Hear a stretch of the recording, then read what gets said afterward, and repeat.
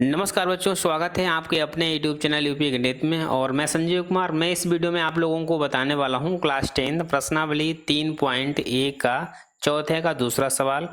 प्रश्न दिया है, निम्न रेखिक समीकरणों के युग्मों में से कौन से युग्म संगत या असंगत हैं? यदि संगत हैं तो ग्राफी विधि से हल ज्ञात कीजिए। दोस्तों मेरे पास समीकरण दिया है x माइनस वाई बराबर 8, दूसरा समीकरण दिया है 3x माइनस 3y बराबर 16, और आप लोगों को बताना है ये समीकरण जो दिए हैं ये संगत हैं या असंगत।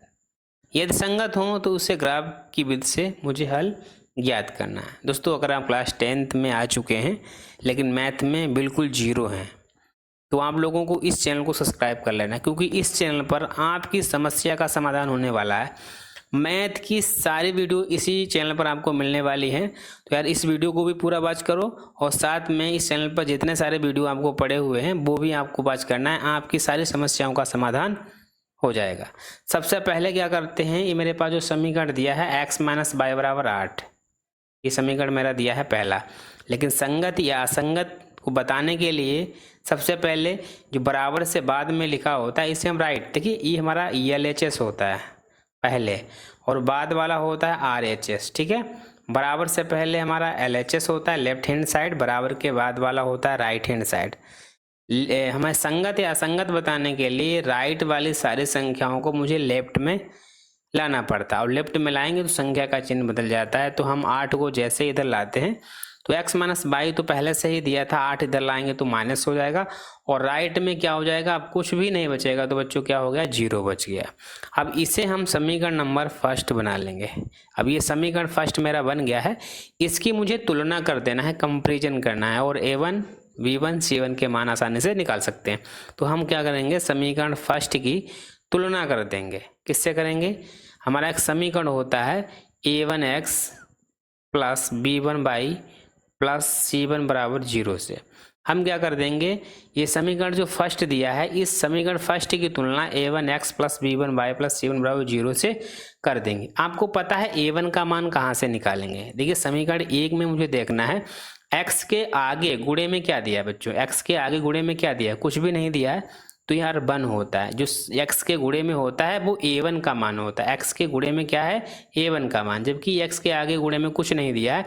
जब कुछ भी नहीं होता है तो गुणे में 1 माना जाता है। तो a1 का मान बच्चों कितना हो जाएगा, 1 हो जाएगा। इसी तरीके से हमारा y के गुणे में भी 1 होता है। समीकरण फर्स्ट में जाएंगे, y के गुणे में कितना दिया, कुछ नहीं तो 1 है, लेकिन आगे लगा है माइनस, तो हमारा b1 का मान हो जाएगा माइनस का 1 हो जाएगा। ठीक है, अब c1 क्या बचेगा, ये हमारा जिसमें x y कुछ नहीं होगा तो हमारा c1 होगा, c1 का मान माइनस का 8 हो जाएगा। ठीक है, जो काम मैंने समीकरण फर्स्ट में किया है वही काम मुझे समीकरण सेकेंड में भी करना पड़ेगा।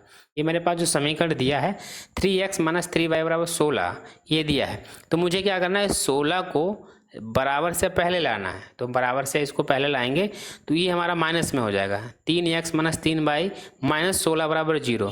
जिधर 16 था इसको जब इधर ले आए तो उधर कुछ नहीं बचा है, तो यहाँ क्या बचेगा, 0 बचेगा। इसे हम समीकरण नंबर दोस्तों क्या बना देते हैं, सेकेंड बनाते हैं। अब हम समीकरण सेकेंड की भी तुलना करेंगे, जिससे हम a2 b2 और c2 भी निकालेंगे। तो हम क्या करेंगे, समीकरण फर्स्ट की तुलना कर देंगे। किससे करेंगे बच्चों, a2x plus b2y plus c2 बराबर 0 से क्या कर देंगे, समीकरण 2 की तुलना कर देंगे। आपको पता है जो हमारे x के गुणे में होता है वो a2 होगा। समीकरण 2 में मुझे देखना है कि x के गुणे में कितना दिया, 3 दिया है ना, तो a2 का मान बच्चों कितना हो जाएगा, 3 हो जाएगा।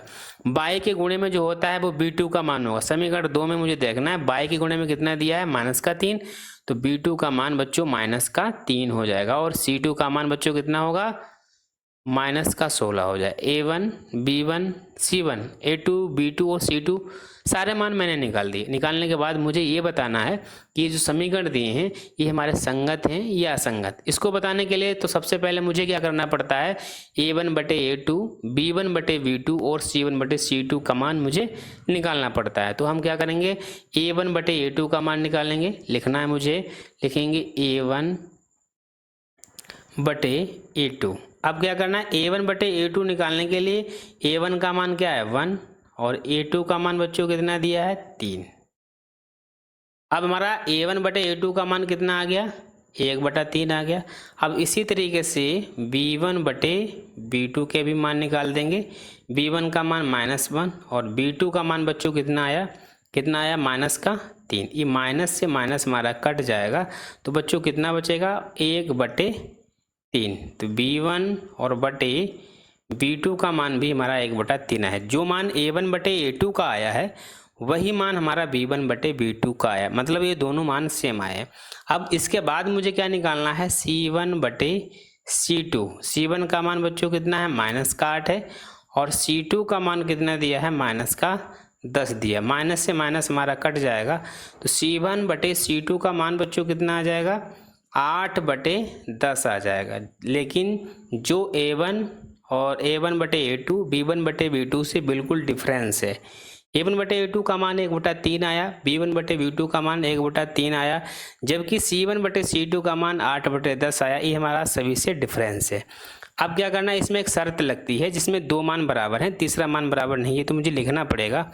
लिखेंगे a1/a2 बराबर b1/b2 equal to not c1/c2, मतलब 2 मान बराबर हैं, तीसरा मान हमारा c1/c2 बराबर नहीं। ये मुझे शर्त लिखना, ये शर्त होती है। अब ये जिसमें शर्त लागू हो जाती है वो हमारा क्या हो जाता है, वो समीकरण, ऐसे समीकरण युग्म कैसे होंगे बच्चों, असंगत होंगे। तो मुझे क्या लिख देना है, रैखिक समीकरण युग्म जो होंगे वो कैसे होंगे, असंगत। यहाँ संगत है, यहाँ मुझे असंगत लिख लेना है। अब ये मेरे पास जो समीकरण दिया है वो असंगत है, अगर संगत होता तो मैं उसको ग्राफी विधि द्वारा सॉल्व करता, लेकिन ये जो समीकरण दिया है वो हमारा असंगत है और असंगत को हम नहीं हल करेंगे। ठीक है, तो इस तरीके से इस प्रश्न को आप आसानी से सॉल्व कर सकते हैं और अच्छे खासे नंबर भी प्राप्त कर सकते हैं। दोस्तों, अगर आप क्लास 10th के स्टूडेंट हैं तो यार इस वीडियो को भी पूरा वॉच करना है और साथ में हमारे चैनल को सब्सक्राइब भी करना है, क्योंकि आपके लिए हमारे चैनल पर बहुत सारे वीडियो आपको मिलने वाले हैं और पढ़े भी हुए हैं। तो उन वीडियो को आपको देखकर क्लास 10th में अच्छे से अच्छे नंबर ला सकते हैं। ठीक है बच्चों, धन्यवाद।